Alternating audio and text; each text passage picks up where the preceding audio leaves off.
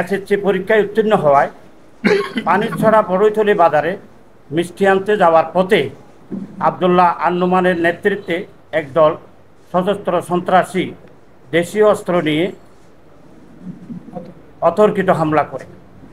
তার সংবাদ পাওয়ার পর ভারোয়াখালী ইউনিয়ন ছাত্রদলের সভাপতি সাকিবউদ্দিন অবি নিহত রহিমউদ্দিন সিকদারকে উদ্ধার করতে গেলে তাকেও এলোপাতাড়ি কুপিয়ে আহত করা হয়। গত 15 জুলাই 7 ঘটিকার সময় চট্টগ্রামস্থ এভার কেয়ার হাসপাতালে রহিমউদ্দিন সিকদার মৃত্যুবরণ করেন। প্রিয় সাংবাদিক ভাইরা, সম্পূর্ণ পূর্ব পরিকল্পিতভাবে জামাত ইসলামী ইন্ধনে জামাত নেতা আবদুল্লাহ আল নুমানের নেতৃত্বে বিগত 1 মাস যাবৎ ভারোয়াখালী একটি সন্ত্রাসের রাজত্ব কায়েম করে।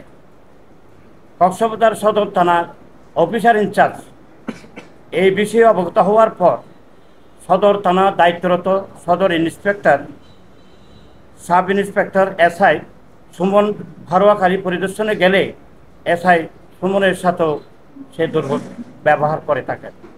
প্রিয় সাংবাদিক ভাইয়েরা, অত্যন্ত দুঃখের বিষয়, বাংলাদেশ জামাতে ইসলামী কক্সবাজার জেলার নেতৃবৃন্দ প্রথমে উনি আবদুল্লাহ আল নুমানকে তাদের কর্মী নয় বলে দাবি করেন।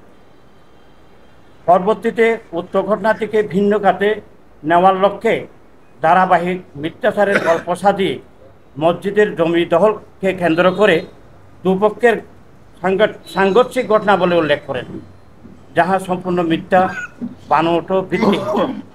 এই ধরনের মিথ্যাচারের ফলে জামাতের অতীতের চরিত্র প্রতিফলিত হয়।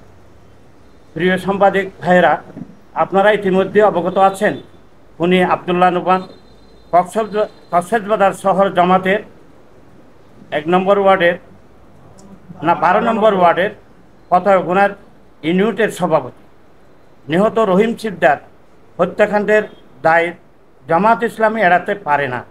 জামাত ইসলামী 5ই আগস্ট 2024 ইংরেজের পরে স্বৈরাচার শেখ হাসিনা সন্ত্রাসী জামাতের বিভিন্ন কমিটিতে পদপদবি দিয়ে পুনর্বহাল করেছেন। কক্সবাজার সদর উপজেলার বিএনপি উক্ত ঘটনাটির নিন্দা ও প্রতিবাদ জানাচ্ছি এবং হত্যাকারী ও হত্যাকারীদের সহযোগীদের আইনের আওতায় আনে দ্রুত বিচার ট্রাইব্যুনালে বিচার করার জন্য আবেদন জানাচ্ছি। অন্যথায় রহিম সিকদার হত্যার প্রতিবাদে আমরা বৃহত্তর কর্মসূচি নিতে বাধ্য থাকব। ওবি ছাত্র দলের সভাপতি উনি গেছে, মানে কিছু বুঝার আগে এরা মানে কি বিভিন্ন অস্ত্র বিভিন্ন দেশীয় অস্ত্র এবং লাঠি ছুটা নিয়ে আমার ভাইদেরকে আক্রমণ করছে। ওখানে আমার ভাইকে নিহত হয়েছে এবং সাকিবউদ্দিন অবিকে গুরুতর আহত বর্তমানে হাসপাতাল আছে। তারা ঠিক ওইটা যেভাবে করছে, গত রাত তো একই অবস্থা করছে তারা। গত রাত্রে আমাদের এমপি মাননীয় সংসদ সদস্য লুৎফর রহমান কাদের সাহেব জানাজার নামাজ পড়ে বলে আসছে কোনো ধরনের কোনো সন্ত্রাসী কাজ যেন না হয় বা কোনো ধরনের আক্রমণ ঘর বাড়ি যেন ভাঙচুর না করে। সেটাকে ধারণ করে আমি আমার আত্মীয় স্বজনকে বলছি, যারা আমার এই কথা না শুনে, আমার এমপির কথা না শুনে তাদেরকে যদি কোনো আক্রমণ হয় তাহলে আমি নিজে বাদী হয়ে তাদের জন্য কেস করবো, এটা বলছি আমি।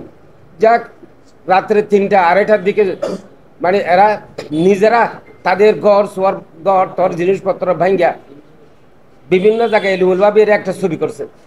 ছবি করে এটা আবার রাত্রে কি করছে, ফেসবুকে ছেড়ে দিছে।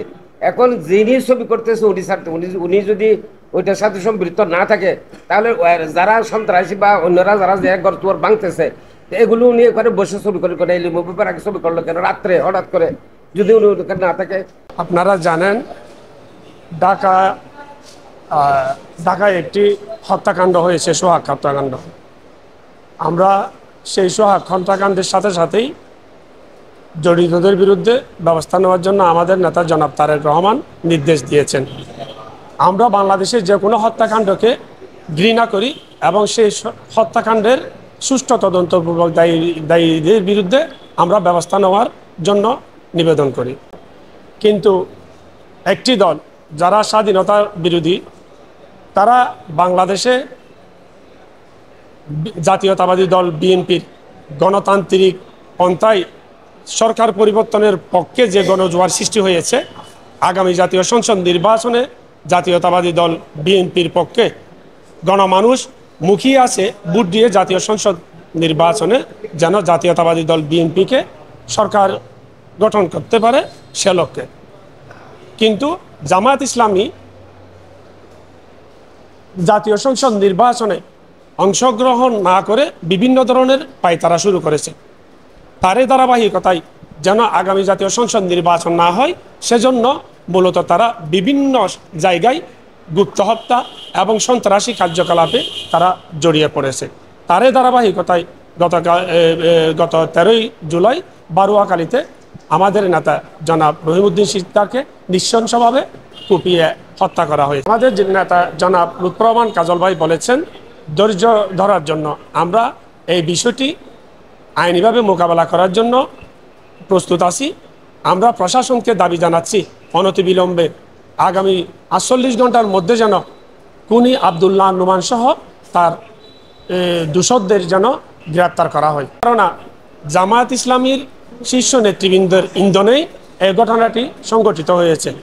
যদি তাই না হয় তাহলে জামায়াত ইসলামী উক্ত কর্মীর দায় না নিয়ে তাদের কর্মী নয় বলে কেমনে দিবালুকের মতো একটি সংগঠিত ঘটনাকে তারা অস্বীকার করতে পারেন এবং তাদের কর্মী নয় বলে দাবি করতে পারেন।